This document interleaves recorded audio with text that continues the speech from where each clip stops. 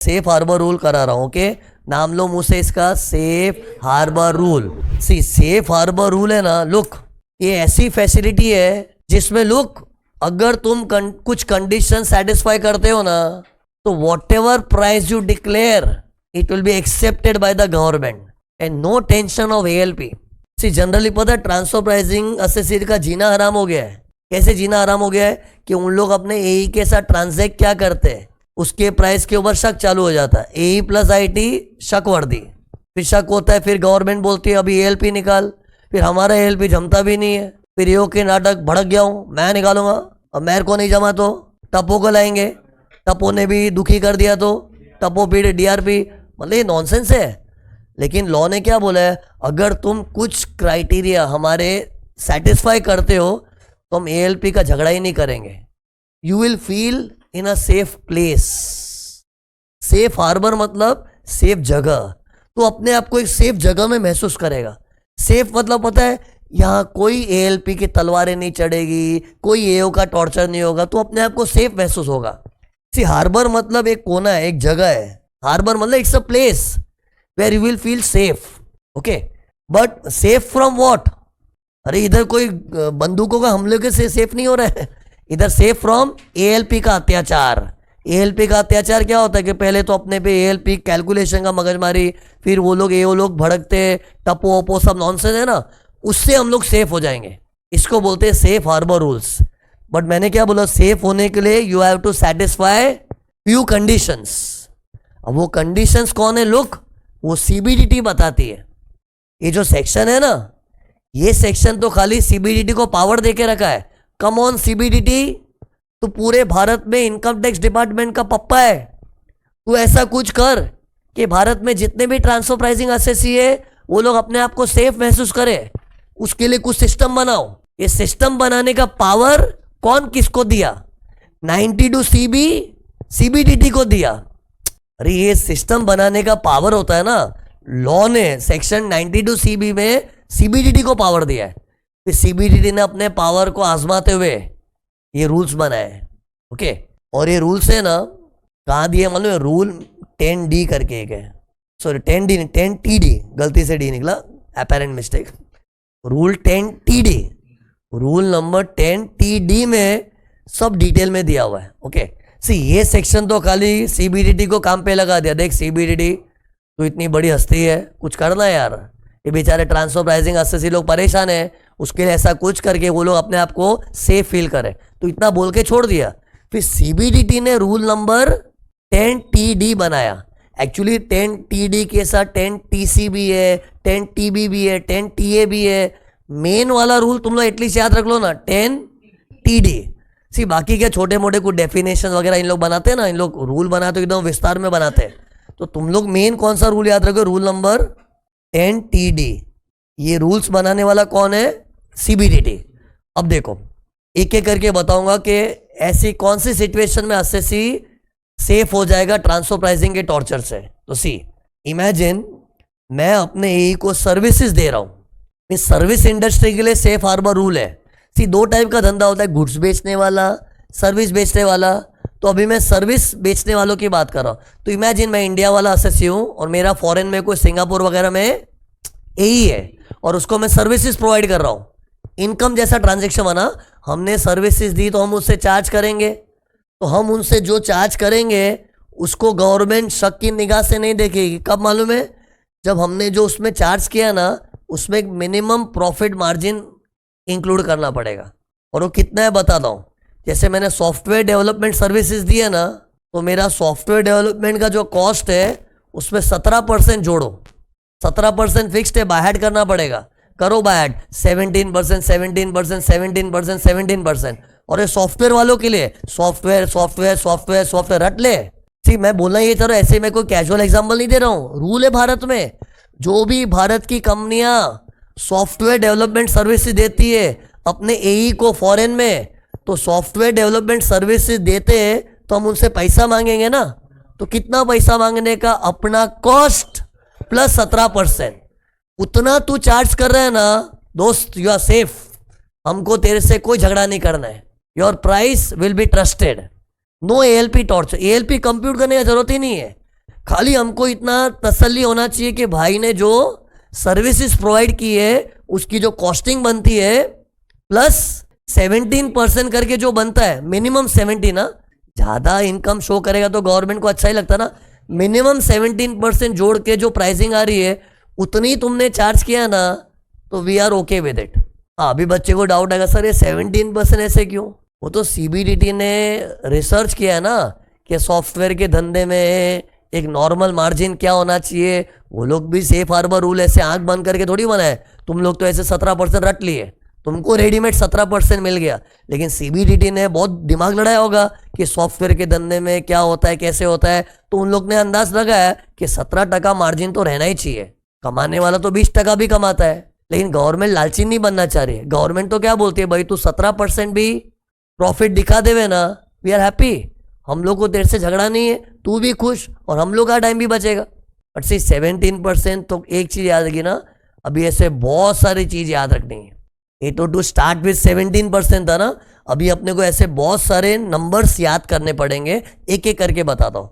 लेकिन सी एक शर्त है, ये जो रूल था ना 17%, उसमें कंडीशन है total value of the services should not be more than 300 crore. मतलब फील करो, मैंने हर एग्जाम फील कर, मैं इंडिया वाला कोई कम नहीं हूँ, और मेरा ए सिंगापुर मान के चलते ना, एक बार सिंगापुर में अपना ए है, और हमने उनको जो सर्विसेज दी है ना उसकी वैल्यू 300 करोड़ या कम होनी चाहिए, तो ही सेफ हार्बर रूल बनेगा। तो इसका मतलब क्या है, मैंने अपने एईज लोग को, सारे ए को मिला के देखना, सारे ए को, सिंगापुर में ए होगा, लंदन में होगा, ऑस्ट्रेलिया में, सारे एज को मिला के 1000 करोड़ का धंधा कर लिया है।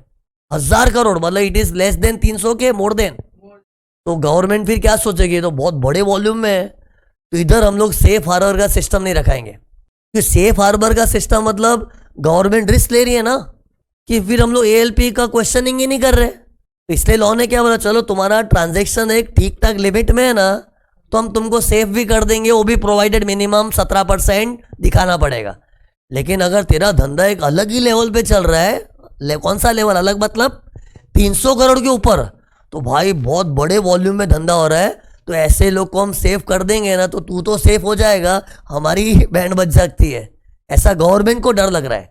इसे सेफ वही होंगे जिनका total services provided to all the AEs in the world पूरे साल में। ये 300 करोड़ कैसे मेजर करना है, value of the services provided.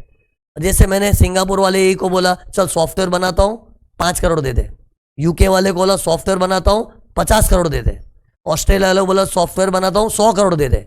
ये सब अमाउंट को जोड़ना पड़ेगा। इन सब करोड़ों को जोड़ जोड़ के, मतलब all is taken together for a year, for the whole year, if it is up to 300 crore तो ही safe harbour rule is applicable. Okay, और सी ये तो मैंने सॉफ्टवेयर का बताया ना, ऐसे अभी अलग अलग चीजें आएगी, देख के आइडिया तो आ ही गया होगा। तो सी सॉफ्टवेयर में हमने क्या याद रखा, 17%। लेकिन सी अब सुनो, सॉफ्टवेयर में कभी कभी 18% भी होता है। अगर हमने 100 करोड़ से ज्यादा वैल्यू का सर्विसेज दे दिया, कौन सा सर्विस दिया, सॉफ्टवेयर डेवलपमेंट, बट 100 करोड़ से ज्यादा है ना, बट 300 से ज्यादा नहीं होना चाहिए, 100 से ज्यादा बट 300 तक, तो 18%। फिर गवर्नमेंट क्या एक्सपेक्ट करती है, 18% कम से कम दिखा। ये टेल मी 17-18% गिनते कैसे मालूम है ना, इसका भी लॉ ने बोला है सॉफ्टवेयर डेवलप करने के तुम्हारे जो ऑपरेटिंग एक्सपेंस होते हैं, वर्ड याद रखो, ऑपरेटिंग एक्सपेंस जो होते हैं ना, उसमें 17-18% जोड़ा जाए। जोड़ने के बाद जो आंकड़ा आता है उतना आपने उससे चार्ज किया है तो you are safe. But when 17, when 18, if the software development services का value is up to 100 crore, up to 100 crore तो 17%, अबव 100 बट अप टू 300 तो 18%। तो बोले सर अबव 300 तो सेफ हार्बर रूल है नहीं तेरे लिए, then safe harbour rule is not applicable. याद करते जाओ, ये देखो, तो इधर ज्यादा रिमेंबरिंग है, एंड ट्रस्ट में मैंने ऐसे सिस्टम से बना है, देखो कलाकारी की है ना, देखो ये ऐसा मस्त याद हो जाएगा ना, बाद में देखो अच्छा मस्त चार्ट बन जाएगा ये। और ये मेहनत के कल रात को मैं 2-2:30 बजे तक जाग के किया हूँ, 3 बजे सोया हूँ मैं। और ये तुम लोग बोले नहीं ये तो पहले से बनाया, नहीं अभी बनाया ताज़ा, पुराने बैचेस में ये पढ़ाया नहीं था मैंने। क्यों, it was not applicable. Safe harbour rule नहीं ऑप्शन नहीं छुड़वाया था, पुराने बैचेस में एप्लीकेबल ही नहीं था। ये ना Jan 26 ऑनवर्ड एप्लीकेबल हुआ है। खैर तुम लोग तो May 26 और मेरे पुराने बैचेस में तो क्या है, रिकॉर्डिंग मेरा May 25 का हुआ था, है ना। May 25 सितंबर 25 के एग्जाम में भी एप्लीकेबल नहीं था। ओके, और Jan 26 वालों के लिए अलग से अप्लाई हो रहा है, क्योंकि ये ना एक बजट के अंदर नहीं आया था। सीबीडीटी ने नोटिफिकेशन दिया था, और सीबीडीटी नोटिफिकेशन क्या क्या होता है मालूम है? एग्जाम के पीछे 6 महीना जाओ, उसके जस्ट पहले कोई नोटिफिकेशन है तो एप्लीकेबल है। बजट तो अपना 1 साल पहले एडवांस में आ जाता है, लेकिन सीबीडीटी नोटिफिकेशंस का कैसा होता है? तेरी एग्जाम के विदिन 6 मंथ्स आया होगा तो एप्लीकेबल नहीं है। ओके, बिफोर 6 मंथ्स होना चाहिए। तो जो मई 2025 के बच्चे, सितंबर 2025 के बच्चे, उन लोग के लिए नोटिफिकेशन विदिन 6 मंथ्स था, तो इट वॉज नॉट एप्लीकेबल। और जो Jan 26 में अपेयर करेंगे तो Jan 26 का अटेम्प्ट तो थोड़ा लेट हो गया ना, तो उन लोग के लिए नोटिफिकेशन विदिन 6 मंथ्स के भी पहले हो गया, तो उन लोग के लिए एप्लीकेबल है। ओके, तो तुम लोग को Jan 26 वाले बच्चे और उसके आगे वाले बच्चों के लिए एप्लीकेबल है। इन शॉर्ट कहने का मतलब ये नई चीज है ना, तो नई चीज है तो मैंने इसके लिए कलाकारी की। हाँ, तो बात कहाँ से निकली थी? रात को 3 बजे तक जाके बनाया था, ये सब बुरा है। ये सब बोलने का मतलब क्या है? मुझे तो करना है, मेरा तो काम है ना यार, but you should also learn ना यार। You have to put that ultimate dedication. भगवान ऊपर से देखे ना, उसके आंसू निकलने चाहिए, बस कुछ कमी नहीं रहनी चाहिए। लेकिन क्या अपने नहीं, थोड़ा तो चलता, थोड़ा नहीं, लिमिटलेस, एक्सट्रीम, मतलब ऐसा एफर्ट के मतलब कोई उसको क्वेश्चन भी नहीं कर सके। बाप है तू, बस ऐसा जबरदस्त परफॉर्मेंस दिखाना पड़ता तब जाके होगा। तकलीफ आती है उसमें, भगवान साथ देता है। जैसे कल रात को मैं इतना जाग के इतना किया ना, हालत खराब हो रही थी। 3 बजे तो मेरा काम खत्म हुआ, नींद आती है तो 3:15 3:30 हो गए। सुबह 5 बजे उठना पड़ता तुम्हारे लेक्चर के लिए, तो मुझे घबराहट हो रही थी। लेकिन क्या है, अगर ईमानदारी से काम किया, भगवान रास्ता निकलता है। इनफैक्ट पता है, आज मेरी आवाज़ अच्छी निकल रही है, खुली हुई आवाज़ लग रही है, ऐसा फील हो रहा है। कल के लेक्चर में थोड़ी आवाज़ थोड़ी बैठी हुई भी लग रही थी ऐसा। तो मतलब God will support you if you are ready to put your hard work. Anyway, general बात हो गई। तो हम लोग किधर थे? पहले मैसेज तुमको देना, तुम लोग भी करो ना यार।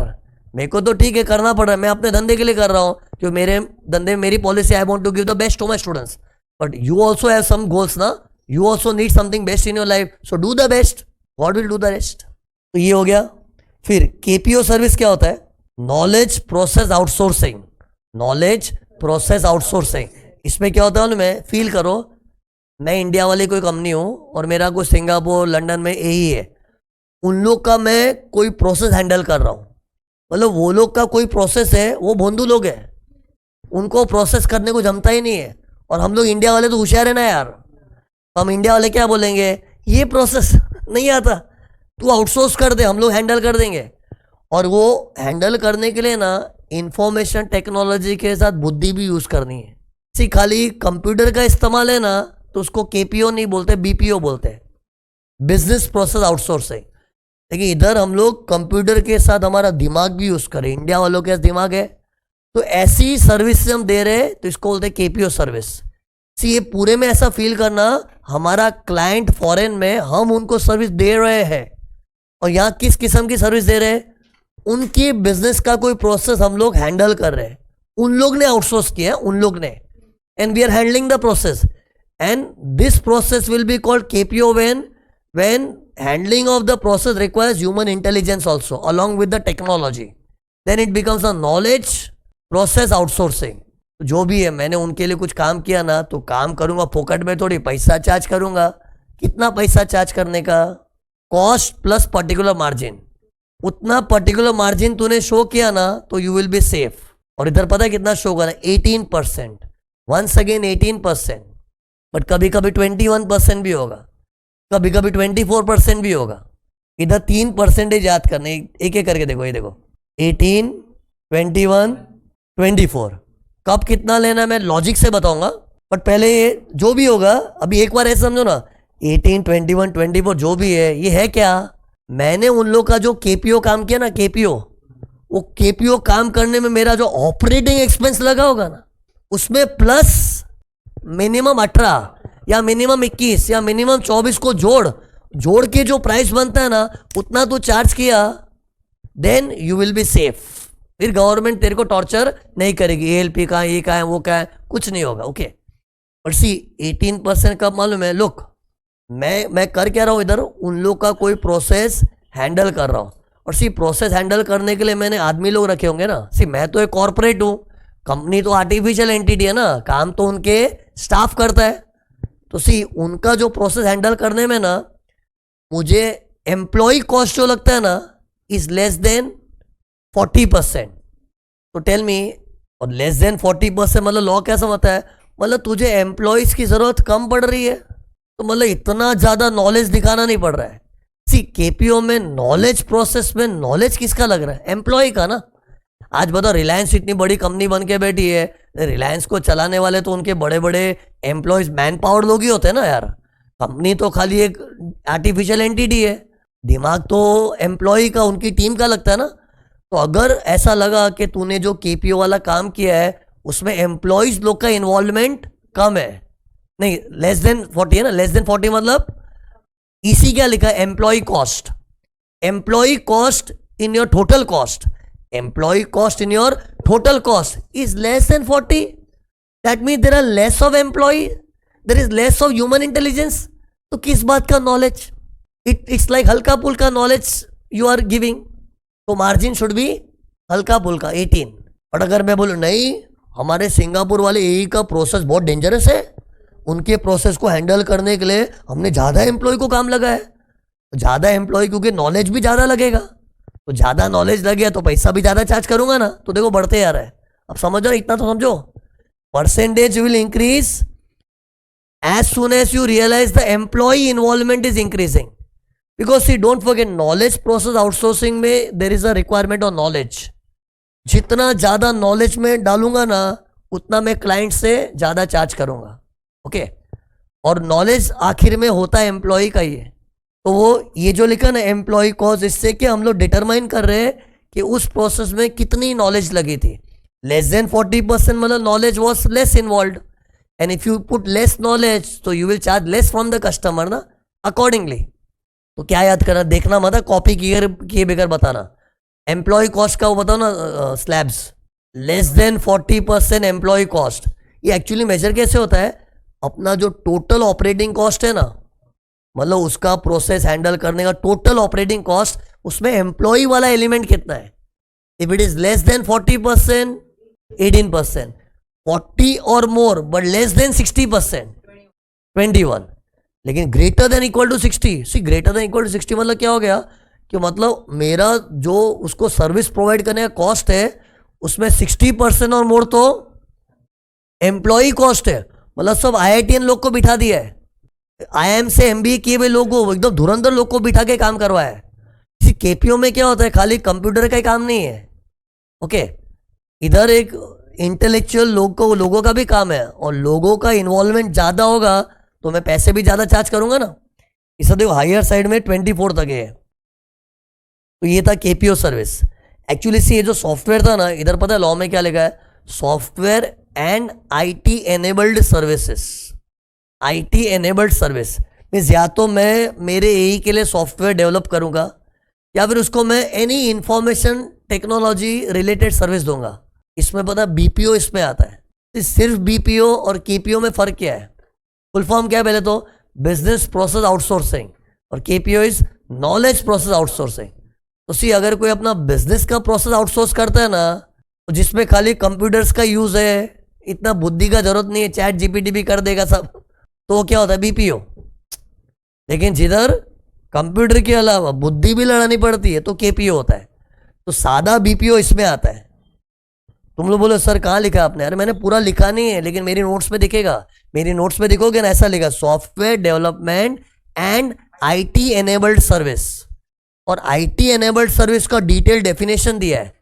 उससे बोला कुछ भी information technology related services like general BPO services etcetera etcetera, जिधर भी मैं अपने क्लाइंट को है ना IT रिलेटेड सर्विस दे रहा हूँ, या तो सॉफ्टवेयर ही बना के दे रहा हूँ, या फिर एनी IT रिलेटेड सर्विस दे रहा हूँ, लेकिन उसमें नॉलेज भी जोड़ दिया ना, तो एक कदम आगे हो गया, KPO हो गया। अमाउंट भी तो एक कदम आगे बढ़ गया ना। फिर R&D सर्विस, मतलब इमेजिन करो मैं इंडिया वाला कंपनी हूं और मेरा सिंगापुर में यही है। कम ऑन, हिम्मत रखो, सोना मत, पहले ही बता रहा हूं। मैं कितना घंटा सोया हूं, 2 घंटा भी पूरी नींद नहीं हुई है। तो तुम लोग को सोना मतलब भयंकर गिल्ट फील होना चाहिए, पहले बता रहा हूं। देख लो, फील करना है गिल्टी तो कर लो। R&D services, okay. R&D service मतलब क्या? अपना सिंगापुर में यही होगा, उसने बोला यार हमको रिसर्च एंड डेवलपमेंट करना है, ये करना है। बोले तू चिंता मत कर, हम इंडिया वाले बुद्धिमान लोग हैं, हम लोग R&D भी कर देंगे। तो पूरा R&D करके दिया, फिर बोला पैसा दे अभी इसका। तो कितना पैसा चार्ज करने का? जो अपना R&D करने का कॉस्ट लगता है ना, कॉस्ट मतलब कॉस्ट प्लस 24%, प्लस 24% कर 24%, प्लस 24% करके मैं चार्ज करूंगा ना, तो आई विल बी सेफ। मतलब ये प्राइसिंग कैसे होनी चाहिए बता रही लो। प्राइस कैसे होनी चाहिए? R&D सर्विस की तुम्हारी जो ऑपरेटिंग एक्सपेंस है प्लस 24% मिनिमम, वो ऐड करके जो फिगर आता है उतना आपने अपने AE से चार्ज किया है ना, मतलब तू इनकम बराबर दिखा रहा है, then income is proper and you are safe. तो इधर एक ही है, ज्यादा मगजमारी नहीं, 24%। और R&D तो मतलब एकदम ही टॉप लेवल का सर्विस हो गया ना, तो परसेंटेज भी एकदम टॉप लेवल पे 24%। एक सीन देखा तुम लोगों ने, 17 के बाद 18 था, फिर वही 18 कंटिन्यू आगे, फिर 3% से बढ़ रहा है, फिर वो 24 इधर चला गया। तो ऐसा फील करो ना, देखो मैं भी तो याद किया ना, मेरे लिए भी नया है ना। अरे बोला ना, ये प्रीवियस बैचेस में एप्लीकेबल नहीं था, तो इसको 17, 18, फिर 18 को पकड़ के आगे 18 से चालू करना, फिर 3% से बढ़ाना है। 18 + 3 21, 21 + 3 24, और वो 24 इधर चला गया। इधर देखो, मैंने इधर कुछ लिखा है, पढ़ो, सिंपल चीज है। क्या लिखा है?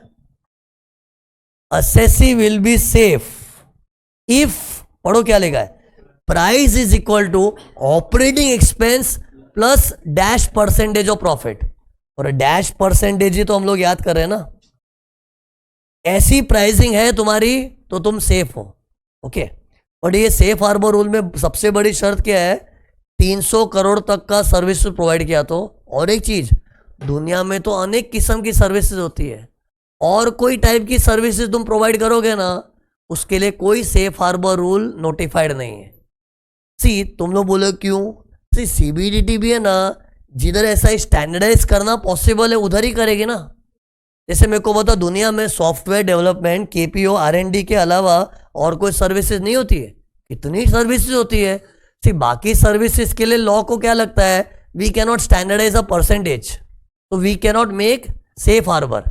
हाँ, इधर पॉसिबल है तो हम सेफ हार्बर का रूल बना रहे, इससे तुम लोग भी सेफ फील होगे और हम लोग को भी ज्यादा झगड़ा झगड़ी करने का मगजमारी नहीं। तो in short, safe harbour rule is only for these 3 types of services, okay. तो ये सर्विस हो गया। ऐसे टोटल कितने पॉइंट आएंगे में? 5। इसका मैं कीवर्ड बता देता हूं, एस गलगल, एस गलगल कीवर्ड है, एस गलगल। एस खत्म हुआ, दिख रहा है इतना रावण सा एस। एस आगे क्या आएगा? G, फिर L, फिर G, फिर L, ओके। एस गलगल, एस गलगल, बोल मजा आएगा। एस गलगल, तो ये एस हो गया, फिर वो गल आएगा, गल, गर्ल नहीं है, गर्ल, GL, फिर वापस GL। सी, उसका डाउट क्या है? एक कंपनी के सॉफ्टवेयर, KPO, R&D सब कर रही है, तो सब करो, सब मिला के 300 करोड़ जितना ही गेम है ना तुम्हारा, तो सेफ हार्बर एप्लीकेबल है। लेकिन प्राइसिंग तो ट्रांजैक्शन वाइज होता है ना।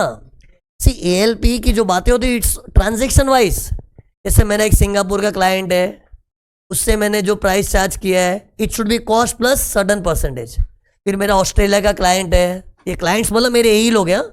सी, प्राइसिंग इज ट्रांजैक्शन वाइज। बातों बातों में नॉलेज रखना, ये जो ALP की हम बातें करते हैं ना, ये ट्रांजैक्शन स्पेसिफिक होता है। See, price is of a transaction ना यार, इट्स ऑलवेज ट्रांजैक्शन वाइज। तो सी, तुमने सिंगापुर वालों को सर्विस दिया सॉफ्टवेयर का, कि ऑस्ट्रेलिया वालों जिसको भी दिया, उनको सर्विस देते रहे, तुमने जो चार्ज किया ना, that should be equal to your cost plus percentage. और हर क्लाइंट को सर्विस देने की अपनी अलग कॉस्ट होती है ना, तो उसको सर्विस देने की जो तेरी ऑपरेटिंग एक्सपेंस है plus certain percentage of profit, उतना प्राइसिंग होना चाहिए, तो तू सेफ है। ये सर्विस की दुनिया थी। अब गुड्स की दुनिया। सी, गुड्स की दुनिया तो बहुत बड़ी है ना, लेकिन खाली ऑटो पार्ट्स बेचने वाले जो है ना, उन लोग के लिए सेफ हार्बर है। थोड़ा तुमको लगे कि ऑटो पार्ट्स का है क्यों, सी बाकी गुड्स के लिए गवर्नमेंट को ऐसा कुछ स्टैंडर्डाइज करना डिफिकल्ट लग रहा है। सी सेफ हार्बर में तू तो सेफ हो जाएगा, गवर्नमेंट डेंजर में आ जाती है, गवर्नमेंट को लोग धोखा देना चालू करेंगे। जिधर गवर्नमेंट फुल्ली कॉन्फिडेंट है ना कि हाँ ये धंधे में तो इससे ज़्यादा टका क्या ही कमा लेगा कोई, तो इतना तू दिखा देवे तो हमें कोई एतराज़ नहीं है। तो ऑटो पार्ट्स में है, सी अपने को लग रहा है ऑटो पार्ट्स क्यों, क्योंकि तुम लोग धंधे में नहीं दिख रहे हो ना, लेकिन तुम लोग जो बड़े होके बिजनेस की लाइन में जाओगे तुमको लगेगा हाँ इंडिया में जो लोग भी गाड़ी के पार्ट्स बनाते हैं ना और पार्ट्स बना के जो बेचते हैं उसमें प्रॉफिट मार्जिन एकदम स्टैंडर्डाइज्ड है, और वो स्टैंडर्डाइज के अपने को याद रखना है, उतना तुमने दिखाया तो यू विल बी सेफ। तो सी ऑटो पार्ट्स पहले होता क्या एग्जैक्टली, गाड़ियों के पार्ट्स लाइक एग्जाम्पल गियर हो गया, स्टेयरिंग हो गया, ब्रेक हो गया, व्हील्स हो गया, गाड़ी के कोई भी पार्ट ऑटो पार्ट्स। अब इसमें दो चीज है, अगर कोर ऑटो पार्ट्स है, कोर मतलब मेन, जैसे गाड़ी के मेन पार्ट्स में देखे तो इंजन है, और आजकल इलेक्ट्रिक व्हीकल में ना लिथियम बैटरी आती, लिथियम बैटरी इलेक्ट्रिक, अरे ईवी का जमाना आ गया ना अभी तो इलेक्ट्रिक व्हीकल का मेन पार्ट का लिथियम बैटरी। तो जो गाड़ी के मेन पार्ट्स होते हैं ना उसमें मिनिमम 12%। तो इमेजिन करो मैं इलेक्ट्रिक व्हीकल्स आजकल जो चली है ना उसका लिथियम बैटरी इसमें बेचता हूँ। अरे एग्जाम्पल सोचो हम इंडिया वाले हैं और हम लोग हमारे एई को बेच रहे हैं, पहले सर्विसेज बेच रहे हैं, अभी मैं गुड्स बेच रहा हूँ। तो इमेजिन मैं लिथियम बैटरीज बेचता हूँ मेरे सिंगापुरियन एई को, तो वो लिथियम बैटरी का जो मेरा ऑपरेटिंग कॉस्ट लगता है ना प्लस 12% मुझे दिखाना है, उतना करके मैं प्राइसिंग चार्ज कर रहा हूँ, तो I will be in safe harbour. तो 12% याद रखना है। लेकिन ये कोर पार्ट्स हुए, तो नॉन कोर पार्ट्स हुए ना मतलब गाड़ी के पार्ट है लेकिन उनका इतना इंपॉर्टेंस नहीं है, they are not a main parts, तो उसमें 8.5%, 8.5%, 8.5%, ये सिंपल इतना याद रखना है, 12, 8.5, 12, 8.5। बट सी एक्चुअली तो इन लोगों ने कोर ऑटो पार्ट्स में क्या क्या था उसकी लंबी लिस्ट दी है, वो लिस्ट तुम लोग से एक्सपेक्ट नहीं करेंगे। बट वो जो इनकम टैक्स रूल्स बता रहा हूँ ना मैंने, क्या होता है अपना मेन रूल तो रूल नंबर 10 TD है ना, लेकिन 10 TD के अलावा है ना इन लोग ने 10 TA, 10 TB, 10 TC बहुत कुछ पकाया है।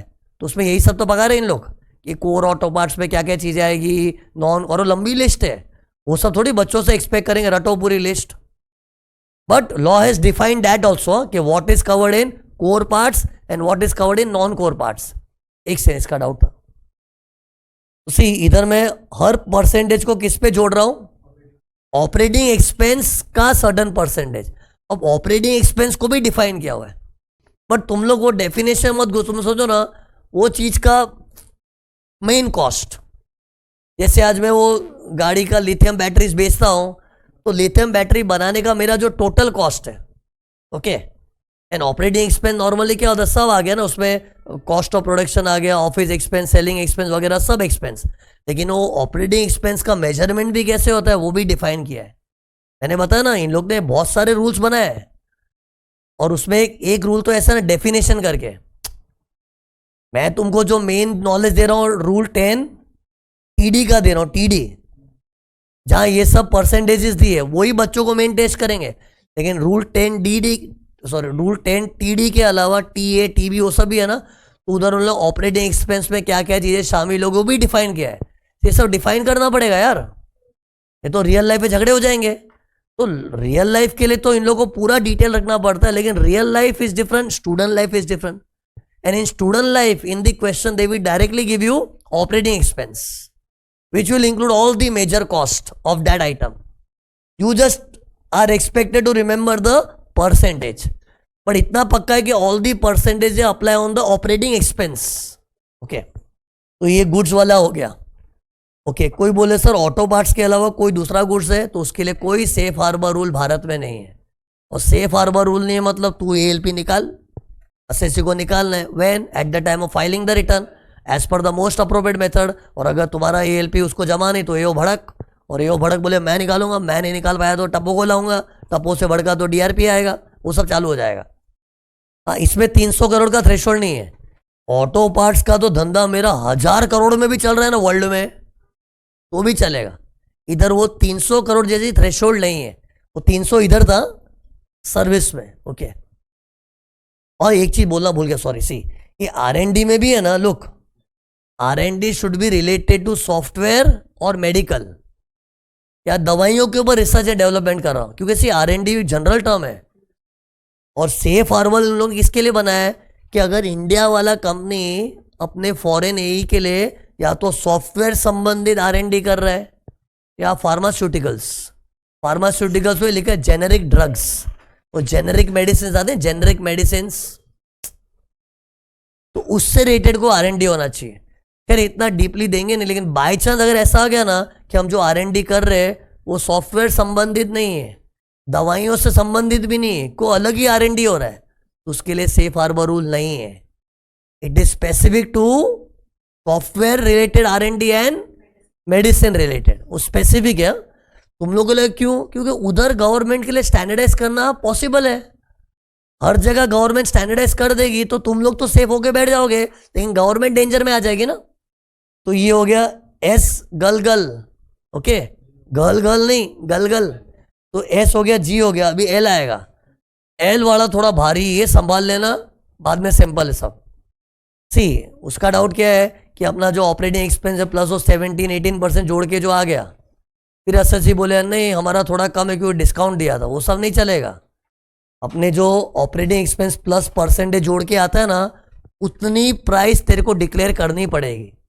लोग चेक करेंगे उन लोग, स्क्रूटिनी भी होगी, लेकिन स्क्रूटिनी में एएलपी का झगड़ा नहीं करेंगे, खाली चेक करेंगे कि आपकी ऑपरेटिंग एक्सपेंस इतनी है प्लस ये परसेंटेज जोड़ा, इतनी प्राइस बनती है, बताओ आपने उतनी प्राइस दिखाई है, हाँ दिखाई है, ओके सेफ।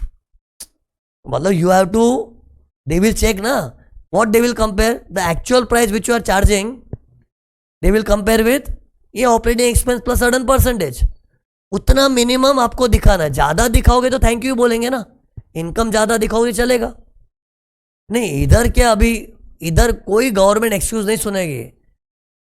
ये तो हो गया ना, उंगली दी तो हाथ पकड़ रहे हो। तुम लोग को हमने इतना सब सेफ वेफ करने का जुगाड़ करके दिया है, अरे कितनी सर्टेनिटी आ गई यार। आज मेरा सोचो, अगर ऑटो पार्ट्स का धंधा है और मैं ट्रांसफर प्राइसिंग के झमेले से बचना चाह रहा हूं, तो मैं प्राइसिंग में आई विल मेक श्योर कि माई कॉस्ट प्लस 12% और 8.5% उतना प्राइसिंग कर दूं। अब इसमें भी कोई नाटक करेगा तो फिर बाद में क्या है, मतलब इट्स लाइक अपने को बेनिफिट दे रही है गवर्नमेंट विथ फुल सर्टेनिटी, इतना दिखाना है और क्या चाहिए यार। जैसे आज तुमको मैं सर्टेनिटी दे दूं, इतना इतना कर दूं, कंफर्म पास होगा, थोड़ी तकलीफ लेने को भी तैयार हो जाएगा। मैं बोलूं तू 4 दिन खाना मत खाना, पक्का पास है, नहीं खाओगे चलेगा, सर्टेनिटी है ना। So certainty is a big thing यार। फिर ये देखो लोन ट्रांजेक्शन, अब ऐसे फील करो मैं इंडिया वाला कोई कंपनी हूं, मेरा यही सिंगापुर में कोई है, सिंगापुर ऐसे डाल रहा हूं एग्जाम फील करने के लिए, और ये देखो मैंने उनको लोन दिया है, ये फील कर लोन दे रहा हूं, तो लोन देंगे तो कमाएंगे क्या, ब्याज। अब इंटरेस्ट इनकम को इन लोग सेफ कब बोलेंगे, provided you charge a particular rate of interest. तो what rate of interest I should be charging from my AE, वो अपने को याद करना है अभी। अरे मतलब ट्रांजैक्शन क्या है कि हमने हमारे एई को लोन दिया है और लोन पे अपनी कमाई क्या होगी, इंटरेस्ट कमाएंगे ना। सी मेरे हर ट्रांजैक्शन में इंडिया वाले की कुछ इनकम बन रही है और वो इनकम एक पर्टिकुलर लेवल तक शो करनी तो सेफ है। तो इधर क्या है, लोन देने के बाद जो इंटरेस्ट चार्ज कर रहे हैं उसका रेट ऑफ इंटरेस्ट मिनिमम जैसा मैं बताऊं वैसा होना चाहिए। तो बताओ कितना होना चाहिए, देखो लुक, डिपेंड्स अपॉन तुमने इंडियन करेंसी में लोन दिया कि फॉरेन करेंसी। जैसे एक बार ऐसा फील करो मेरा सिंगापुर में यही है, मैंने उसको रुपयों में लोन दिया, रुपया जैसे 3 करोड़ रुपए दिए लोन, ले लोन रख 3 करोड़, तो इट इज इन INR। तो how much rate of interest I should charge, you know, SBI rate plus something.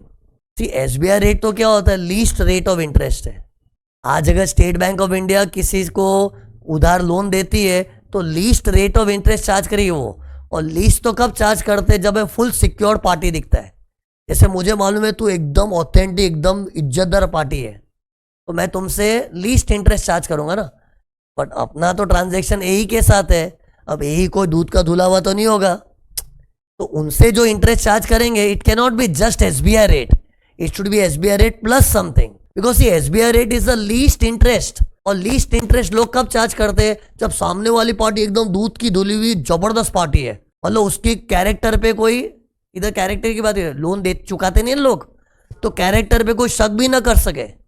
Okay, वो तो कब होता है ना, जब एक बैंक दूसरे बैंक को देता है ना, तो इन लोग लीस्ट इंटरेस्ट चार्ज करते हैं।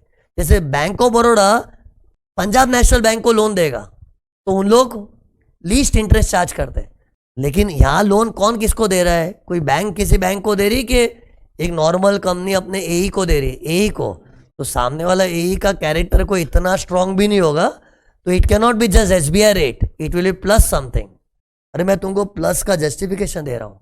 अब प्लस कितना होता है उसके कैरेक्टर पे डिपेंड करता है, उसकी क्रेडिट रेटिंग पे। तो इमेजिन हमारा जो सिंगापुर में एई है ना, उसका क्रेडिट रेटिंग सुपर्ब है, मतलब ए कैटेगरी में आता है। तुमको पता है किसी क्रेडिट रेटिंग को मेजर ऐसे करते हैं, A category, B category, C category, D category. तो ए कैटेगरी मतलब टॉप मोस्ट कैटेगरी है। इसका मतलब क्या है? हमने हमारे ए को जो लोन दिया ना, वो ए का क्रेडिट वर्दीनेस जबरदस्त है। तो टेल मी, ऐसे लोग से अपने को इंटरेस्ट कम चार्ज करना चाहिए ना। कैरेक्टर ढीला है कि कैरेक्टर अच्छा है? कैरेक्टर अच्छा है तो कम चार्ज करेंगे। तो कम मतलब कितना नहीं देखो, इतना। तुम लोग मेरी नोट्स देखो, मजा नहीं आएगा। मेरे को सस्पेंस खोलने दो धीरे धीरे, बेचारा छुपाने में भी टाइम लगाओ। रात को 3 बजे जागा तो छुपाने में भी टाइम क्या था मेरा उसका। ये छुपाता हूँ, ये देखो, देख लो, नहीं दिखाऊंगा। तो 1.75%। तो टेल मी, क्वेश्चन है, बोला एसबीआई रेट 8% है, एसबीआई रेट 8% है। तो करो ना, 8 में 1.75 जोड़ो, 8 प्लस 9.75। मतलब अगर मैंने 9.75% जितना इंटरेस्ट इनकम चार्ज किया तो I will be safe. Government ये नहीं बोले 9.75 क्यों, बराबर है ना। और ये भी मिनिमम है, ज्यादा दिखाऊंगा तो गवर्नमेंट खुशी है ना, क्योंकि इनकम शो कर रहे हैं हम लोग इधर। फिर नेक्स्ट क्रेडिट रेटिंग है BBB। सी, इधर ऐसा भी होता है BBB माइनस, BBB प्लस, ऐसा अलग अलग होता है। BBB वाला हुआ ना, उतना डिटेल में मत घुसो। कोई भी BBB टाइप रेटिंग होती है ना, वो सेकेंड क्वालिटी का रेटिंग है। टॉप मोस्ट क्या होता है? ए। BBB सेकेंड कैटेगरी होता है। तो टेल मी, इधर अपने ए का कैरेक्टर एकदम मजबूत भी नहीं है, थोड़ा ढीला है, तो अपने उससे ब्याज ज्यादा चार्ज करने चाहिए। ज्यादा मतलब देखो बढ़ेगा, पता है कितना बढ़ाना? अभी 1.5% बढ़ाते जाओ। बढ़ा, कैलकुलेटर तैयार रख। 1.75 तो था ही, इसमें अभी 1.5% से बढ़ेगा। ट्रिक क्या? ट्रिक बताओ, ट्रिक। 1.5 मतलब 1.5%। तो 1.5% जोड़ो, और अपना यही जो सिंगापुर में बैठा है उसका क्रेडिट रेटिंग थोड़ा बिगड़ा हुआ है, थर्ड क्लास है। थर्ड मतलब ऐसे थर्ड क्लास नहीं, वैसा BB या BB टाइप आ रहा है, मतलब BBB होना अच्छा है। BB या BB टाइप आ रहा है तो अपने और 1.5%, 1.5% बढ़ा दो। बढ़ाओ, कितना आ गया? 4.75। ओके, तो मतलब बताओ, अगर क्वेश्चन में ऐसा बोला एसबीआई रेट 10% है, अरे एसबीआई रेट 10% दिया है, तो अगर 4.75 को पकड़ना है तो क्या होगा? 10 में 4.75 मतलब 14.75% interest I should be charging if my AE has a credit rating of BB to B। तो इतना इंटरेस्ट चार्ज करना है, और सी गवर्नमेंट वो चेक करेगा, अगर तुमने इतना इंटरेस्ट चार्ज किया तो तू सेफ है। ओके, फिर अब 1.5% बढ़ाओ, बढ़ा ना। अरे अभी जैसे जैसे आगे जा रहे अपना जो एई है ना, उसका कैरेक्टर ढीला होते आ रहा है, और जितना एकदम ढीला कैरेक्टर वाला होगा ना, ऐसे लोग से इंटरेस्ट भी ज्यादा चार्ज करो। तो कितना आया? तुम लोग 1.5 ऐड करो ना,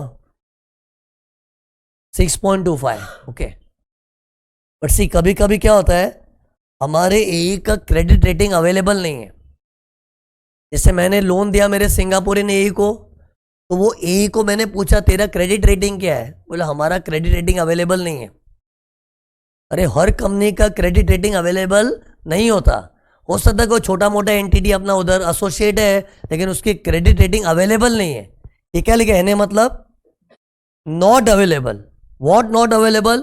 credit rating of a AE is not available. तो नॉट अवेलेबल मतलब उसका कैरेक्टर ढीला है कि मजबूत है, पता ही नहीं चल रहा है। सी एकदम मजबूत कैरेक्टर वाला है तो परसेंटेज चढ़ता होगा, एकदम ढीला कैरेक्टर है तो परसेंटेज ज्यादा हो रहा है ना, लेकिन जिसका पता ही नहीं तो उसको थोड़ा एवरेज पे लेते हैं। तो देखो ना 1 जैसा होगा ना 6 जैसा होगा, ये देख कैसा होगा तो 4.25।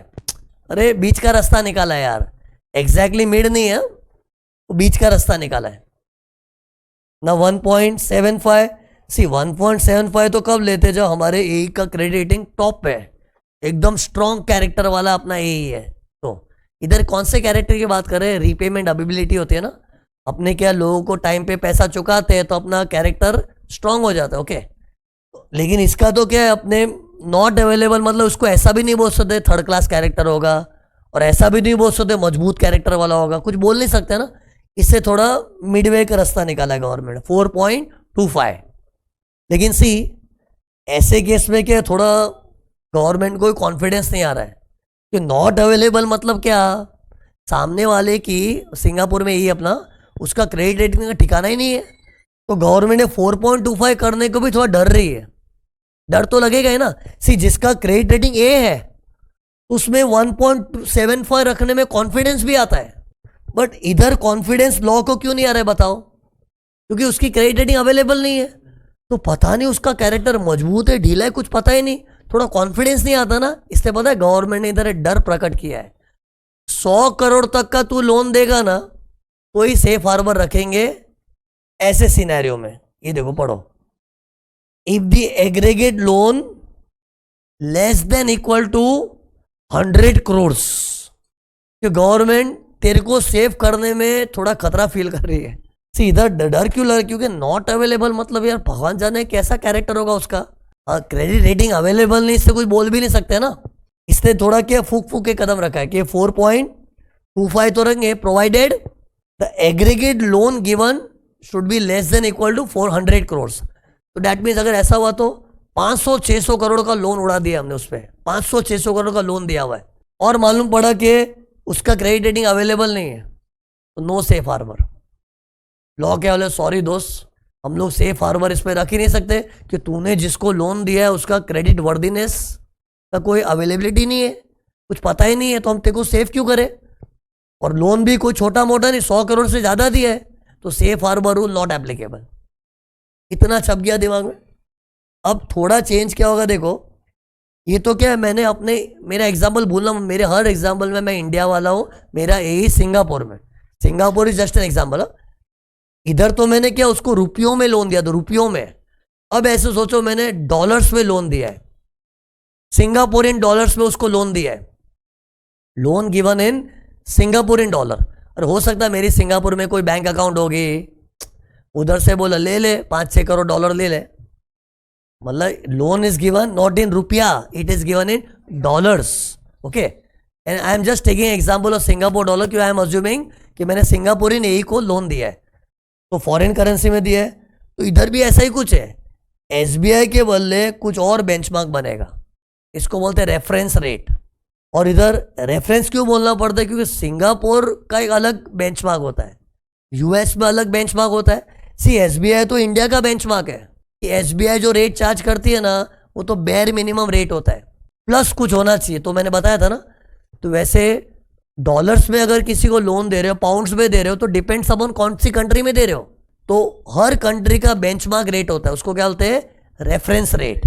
जैसे इंडिया का रेफरेंस रेट क्या है, एसबीआई रेट, लेकिन इंडिया तो इंडिया है ना, तो उसका एसबीआई बोल सकते हैं, लेकिन फॉरेन में वो लंदन है, यूके है कि सिंगापुर है, क्या है, तो ऐसा कुछ बोल नहीं सकते। इससे रेफरेंस रेट एक जनरल वर्ड है, उसमें कुछ प्लस होना चाहिए। ओके, तो सी उसमें प्लस कितना है, लुक अब तुमको क्या करना है, ये जो पकड़ा था ना हमने, इसमें से 0.25 कम कर दो।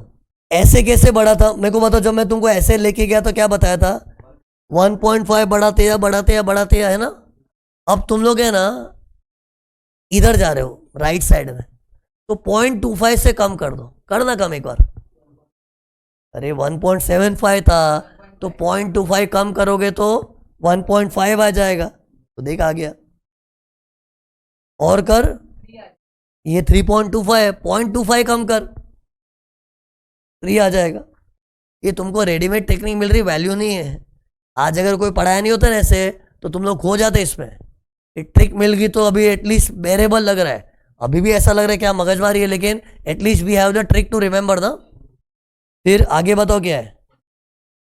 4.75 में 0.25 कम कर, कितना आया 4.5 आना, लेकिन इधर लास्ट में गड़बड़ हो गया, पूरा मैस हो गया, सब 4 आ गया। मतलब अपना फॉर्मूला इधर चल रहा है, बाद में 4-4-4 ऐसे याद करो, 4-4-4 4-4-4 बोल, ऐसे बोल के याद हो, 4-4-4 4-4-4। पहले तो अपनी टेक्निक चल रही है, 0.25 कम हो रहा है, मस्त है यार, 0.25 कम है, मस्त है यार, फिर 4-4-4 4-4-4। ओके, अब है ना इसमें और नाटक, एक समझा ना किसका है 4-4-4, 1-4 किसके लिए। अरे मतलब इधर लॉ क्या बोल रहा है, डबल बी से सिंगल बी रेटिंग हो गए, सी से डी हो के कुछ भी हो, सब में 4 पकड़ेंगे, सब में 4 पकड़ ले। ओके, और इधर 2 टेबल है, देखना ध्यान से, देखो सेम दिख रहा है, 2 कॉलम क्यों बताओ, एक बार देख तो लो ना यार, इधर देख,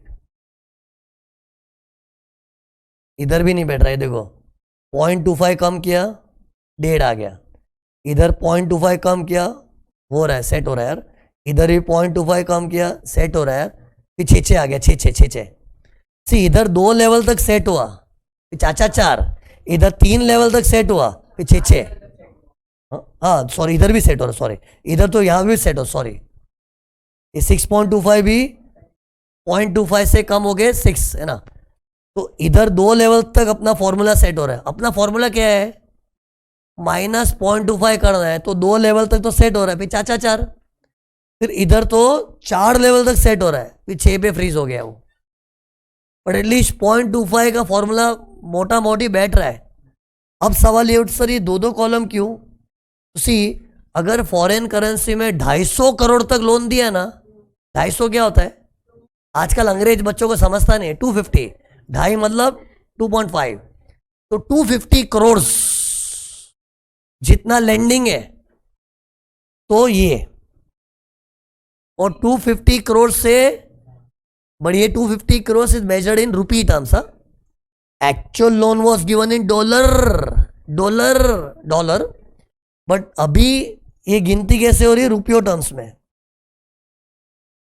टेल मी ऐसा क्यों, 250 करोड़ से ज्यादा बड़ी लैंडिंग हुई तो बड़ा गेम खेला यार, तो रेट ऑफ इंटरेस्ट ज्यादा होना चाहिए। तो देखो इधर थोड़ा हायर साइड में नहीं लग रहा है, राइट साइड का कॉलम, अरे एवरीथिंग इज सेंसिबल, खाली इतनी ज्यादा चीजें इससे अपने को इरिटेट होगा, लेकिन एवरीथिंग मेक सेंस ना। So when you give more than 250 crore का लोन, मतलब तू लोन धनाधन दिए जा रहा है, तो बहुत वॉल्यूम में तेरा इंटरेस्ट इनकम, लोन पे इंटरेस्ट इनकम है ना, तो इंटरेस्ट इनकम का वॉल्यूम भी बड़ा है, तो गवर्नमेंट इतनी आसानी से सेफ नहीं करेगी, अच्छा खासा ब्याज कमाना दिखाना चाहिए। तो देखो राइट साइड के कॉलम में रेट थोड़ी बड़ी है। ओके, सी ये ऐसा बॉक्स क्यों बनाया मैंने, कि हर सिचुएशन में 250 करोड़ वाला सिचुएशन ही है, और ये पूरा टेबल मोर देन 250 करोड़ में।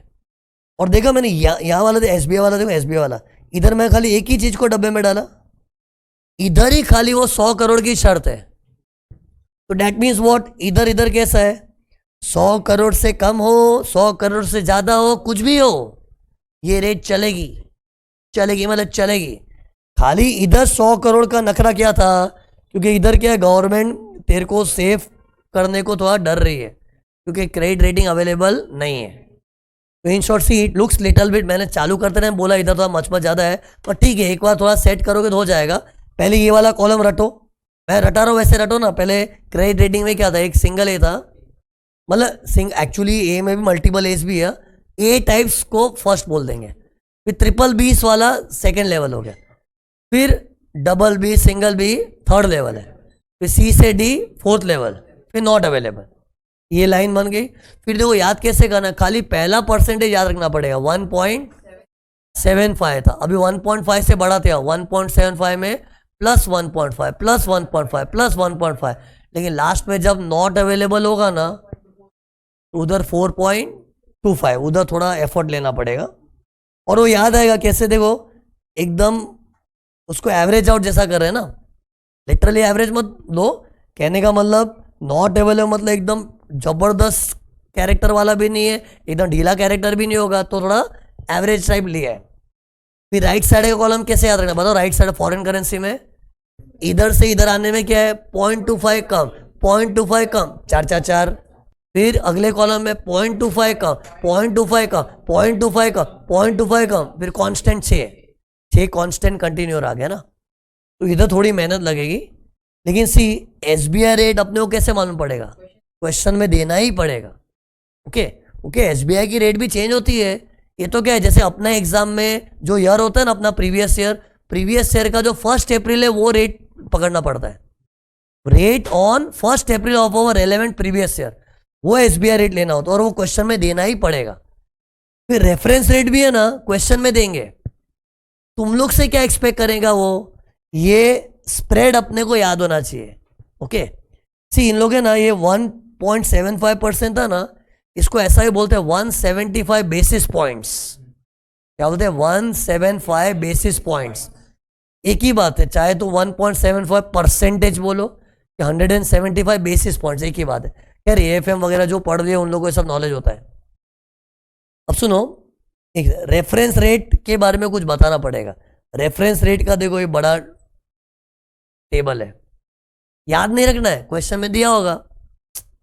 ये खाली इंफॉर्मेशन के तौर पे बता रहा हूं बच्चों को, बाकी ट्रस्ट में रेफरेंस रेट क्वेश्चन में दिया हुआ आएगा। जैसे मैं एग्जांपल दिया ना कि मैंने अपने सिंगापुरियन एई को लोन दिया था, तो इन लोग क्वेश्चन में देंगे क्या देंगे ना, देखो सिंगापुर का ये रहा, देखो क्या देंगे 16 प्लस 0.45%। What is 16?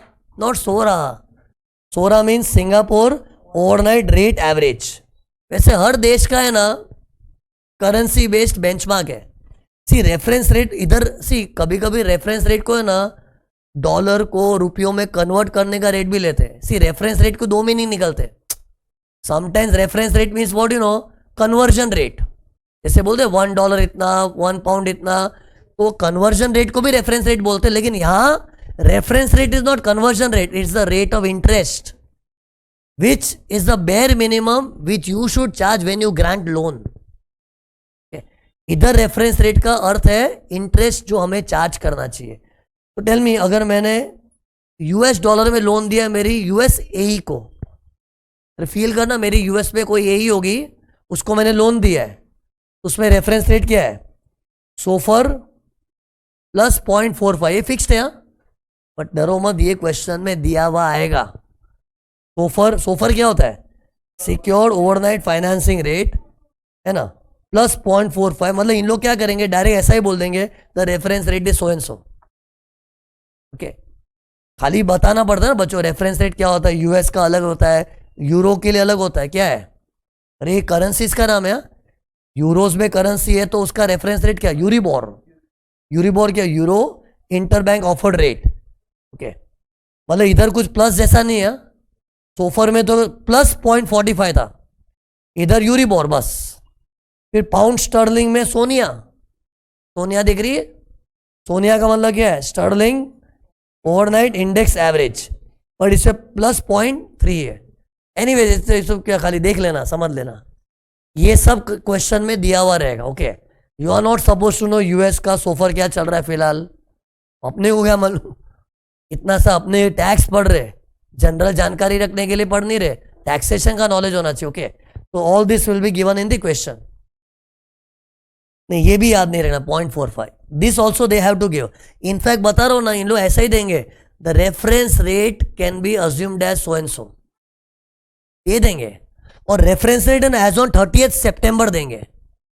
जब एसबीआई रेट देंगे तो एज ऑन 1 अप्रैल, क्योंकि फॉरेन करेंसी मार्केट में 30 सितंबर को बेंचमार्क लेते हैं, इंडियन मार्केट में 1 अप्रैल। तो मैं बोल रहा हूं ना, ऐसा बोलेंगे रेफरेंस रेट एज ऑन 30 सितंबर ब्ला ब्ला ब्ला, एक परसेंटेज ही आएगा। तो बस वो तुम लोग पकड़ लो, और गिवन रेडीमेड परसेंटेज होगा ना, तुमको खाली जोड़ना क्या है वो याद रखना है। उसके लिए लोग क्रेडिट रेटिंग का इंफॉर्मेशन क्वेश्चन में देंगे। Okay so this will be given. ये तो मैंने खाली तुमको ऐसे दिखाने के लिए, इसलिए को मैंने तो मेहनत भी नहीं की, हाथ से लिखा भी नहीं है। अरे ये तो टाइप्ड वर्जन को चिपका डाला इधर, क्यों मेहनत करूं, क्यों याद ही नहीं रखना बच्चों, तो मैं भी क्यों मेहनत करूं। फिर क्या था अपना कीवर्ड, एस गलगल, एक गल खत्म, एक और गल आएगी अभी, GL। नहीं दिस अरे ये क्या है सब, देखो ये सब जो आता है क्या है, ये रेट ऑफ इंटरेस्ट है। अपने लोन दिए, भूल मत, ये हो क्या रहा है, हमने हमारे ए को लोन दिया है, उसको लोन दिया है तो उससे इंटरेस्ट कितना चार्ज करने का। ट्रांजैक्शन सादा है, हम हमारे ए को लोन दे रहे हैं, अब लोन फोकट में तो नहीं देगा, उससे इंटरेस्ट चार्ज करो, कितना करो वो पढ़ रहे हम। अगर इतना करोगे तो तुम इनकम प्रॉपर शो कर रहे हो। तो लोन पे इंटरेस्ट कमाना is income for the Indian associate ना, तो उतना इंटरेस्ट इनकम शो किया तो यू विल बी सेफ। जो भी ये रेट होना चाहिए ना, तुम उसको कूपन बोलो, यील्ड बोलो, जो बोलना है बोलो, amount which you are charging should be this much. How is that relevant, I don't understand. मतलब you call it as coupon और you call it as your yield, it is a see whenever you give loan एक rate of interest fix होता है ना, that is a rate. इसका क्या कहना है कि लोन के बदले हमने बॉन्ड्स के फॉर्म में दिया, प्रीमियम पे दिया, उससे कुछ मतलब नहीं है। The rate of interest should be this much, okay. तो वो इग्नोर करना होता उसमें, इन शॉर्ट। तो रेट ऑफ इंटरेस्ट इतना होना चाहिए तो तुम सेफ हो। फिर ये देखो नेक्स्ट, अब है ना, ये देख रहे हो सब में कोई इनकम ट्रांजैक्शन है।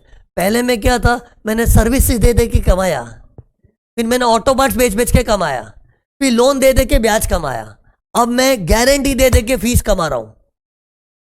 किसको गारंटी दे रहा हूं, अरे मेरा बच्चा बैठा है सिंगापुर में, मेरा भाई, मेरा बच्चा, उसको लोन चाहिए, तो जिससे उसको लोन चाहिए मैंने उसको गारंटी दी है, मेरा भाई है, दे दे लोन, दे दे। तो अगर मैं एई को इतना फेवर कर रहा हूं, क्या फेवर किया, मैं अपने एई के लिए गारंटी दिया यार। तो गारंटी मतलब सर पे तलवार लेके खड़ा हूं। क्यों तलवार क्या है, मेरे एई को मैंने लोन दिलवाने के लिए गारंटी तो दे दिया, उसने डिफॉल्ट किया तो मेरे सर आएगा। तो कभी भी हम किसी के लिए गारंटी एक्सटेंड करते हैं तो वी चार्ज फीस। तो फीस कितनी चार्ज करना चाहिए, तो उसका रूल है मिनिमम 1%। जैसे मान लो मेरे सिंगापुरियन एई को है ना 25 करोड़ का लोन चाहिए था, तो मैंने बैंक ऑफ सिंगापुर को बोला, ये बैंक ऑफ सिंगापुर दे दे उसको लोन, मांग रहा है ना, दे दे, मैं गारंटी दे रहा हूं। कितना लोन चाहिए था, 25 करोड़ का। तो 25 करोड़ का 1% निकालो, 25 लाख। तो 25 लाख जितनी मुझे गारंटी फीस चार्ज करनी चाहिए। कौन किससे चार्ज करेगा, इंडिया वाला अपने सिंगापुरियन एई से चार्ज करेगा, और उतना चार्ज किया उतना तू रिटर्न में दिखा रहा है ना, safe, then you are in safe harbour. तो मिनिमम 1%, खत्म हो गया, सिंपल है। बट सी, इधर हमने गारंटी जिसके लिए दी ना, वो हमारा साधारण एई नहीं होना चाहिए, भयंकर एई होना चाहिए।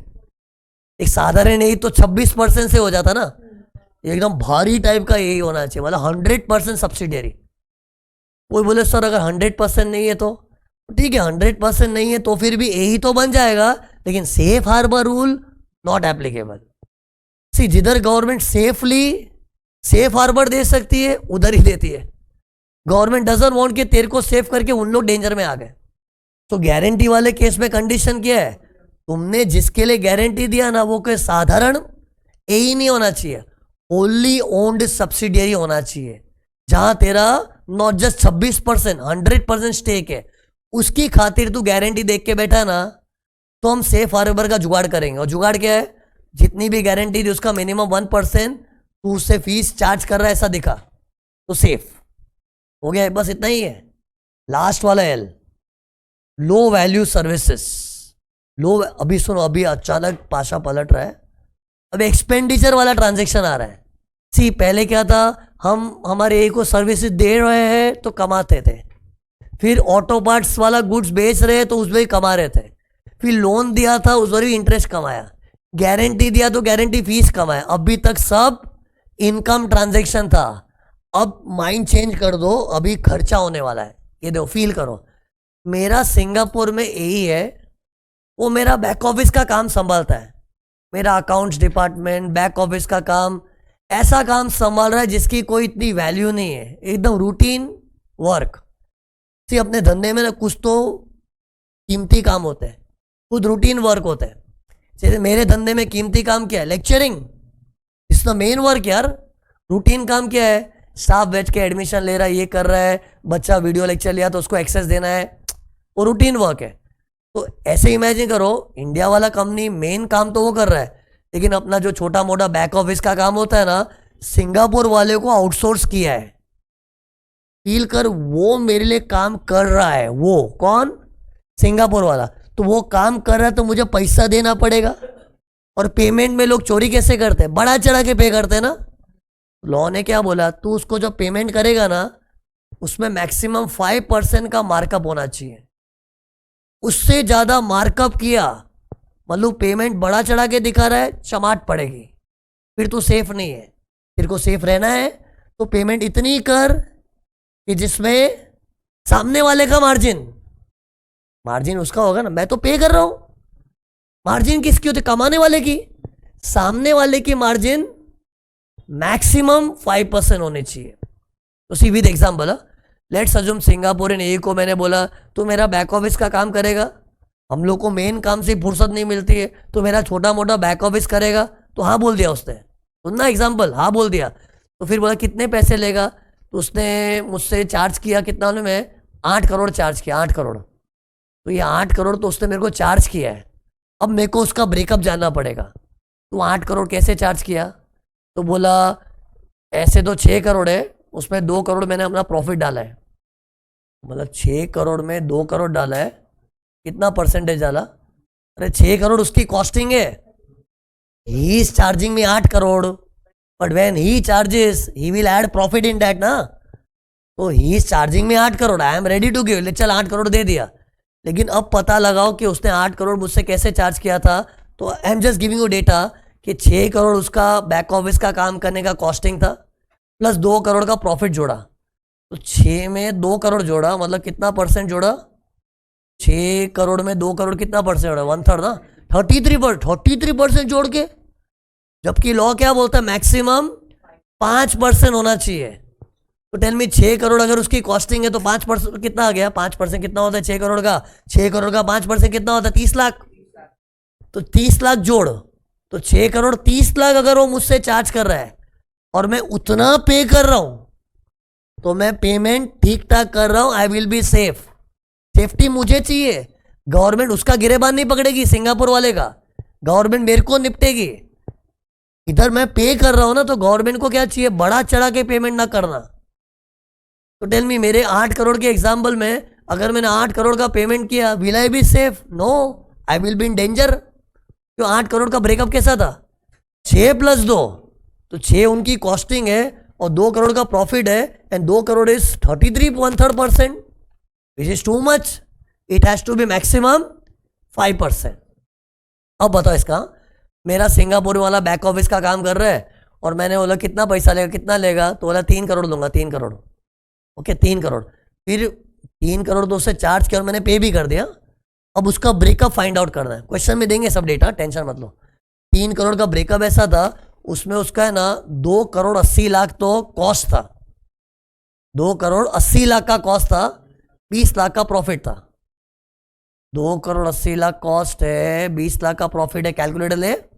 अरे 2 करोड़ कितना है बता? 20 लाख डिवाइड बाय 280 कितना आया? मेरा आ गया 7.14। ये भी ज्यादा है, मैक्सिमम 5% आना चाहिए। तुम लोग देख रहे हो मैं कंपेयर क्या कर रहा हूं? 3 करोड़ तो मुझसे वो चार्ज किया ना, वो जो चार्ज कर रहा है वो एक सेलिंग प्राइस जैसा है उसके लिए। तो उसका ब्रेकअप देखो, उसमें कॉस्ट कितना है, प्रॉफिट कितना है। तो अज्यूमिंग कॉस्ट 2.8 करोड़ से प्रॉफिट 20 लाख है, तो प्रॉफिट को एज परसेंटेज ऑफ कॉस्ट में कन्वर्ट करना है और वो मैक्सिमम 5% आना चाहिए। चीज थोड़ा उल्टा क्यों है? क्योंकि ये अपने लिए पेमेंट है, तो अपने वो सिंगापुर वाला बन के सोच रहे कि उसने प्राइसिंग कैसी रखी थी, उसकी कॉस्ट प्लस मैक्सिमम 5 है, वैसा उसका प्राइसिंग है, फिर मैं पेमेंट किया तो मैं सेफ हूं। ये देखो, सिंगापुर वाले का मार्कअप मतलब ना कॉस्ट में प्लस जो किया, मैक्सिमम 5 होना चाहिए। देखो अभी तक सब मिनिमम था। तो अभी अरे इसके पहले वाले सारे पॉइंट में क्या था? हम इनकम दिखा रहे थे, तो गवर्नमेंट बुक्कड़ की तरह कम से कम इतना तो दिखा, मिनिमम इतना, मतलब ज्यादा दिखाओ चलेगा। लेकिन ये ट्रांजैक्शन में हम पे कर रहे हैं, तो मैक्सिमम वर्ड आ गया, देखा। लेकिन एक और शर्त है इसमें, ये लो वैल्यू सर्विस का ट्रांजैक्शन 10 करोड़ से ज्यादा नहीं होना चाहिए। इसलिए पता है मैं सिंगापुरियन वाले को बैक ऑफिस को काम दिया, वो हर एग्जाम्पल में अमाउंट में 10 से नीचे ही ले रहा था। ओके, तो आंसर, अगर सिंगापुर वाले को बोला तू मेरा बैक ऑफिस काम कर देगा, कहाँ बोला कर दो, कितना लेगा, बोला 20 करोड़, 20 करोड़ लेगा, तो दे दिया मैंने। लेकिन 20 करोड़ का ट्रांजेक्शन हुआ है तो it is not in safe harbour. फिर तो गवर्नमेंट खोद खोद के पूछे तूने 20 करोड़ दिखाया, चीटिंग हो सकता है, हम इसका सच्चा प्राइस ढूंढेंगे, फिर एएलपी का नाटक चालू हो जाएगा। इन शॉर्ट इधर कंडीशन है, जैसे इधर कैसे था गारंटी में, जिसकी गारंटी दी है वो मेरा 100% बच्चा होना चाहिए सब्सिडरी, और इधर जिससे हम लो वैल्यू सर्विसेज का काम करवा रहे हैं, लो वैल्यू मतलब एकदम लोकल चिंदी रूटीन सर्विसेज, बेसिकली इसका बेस्ट एग्जांपल है बैक ऑफिस वर्क, वो अगर उससे करवा रहे तो transaction value should not be more than 10 crore, और उसमें भी उसकी मार्जिन क्या होनी चाहिए, उसका कॉस्ट प्लस मैक्स 5%। खत्म। इतनी सारी चीजें मैंने पढ़ा दी, क्या क्या पढ़ लिया बताओ। एस गल तो सॉफ्ट, पहले सर्विस वाले में क्या क्या याद, मेरे को रिमेंबरिंग पॉइंट्स बताओ। अप टू 300 करोड़ वाला ही सर्विसेज आर एलिजिबल।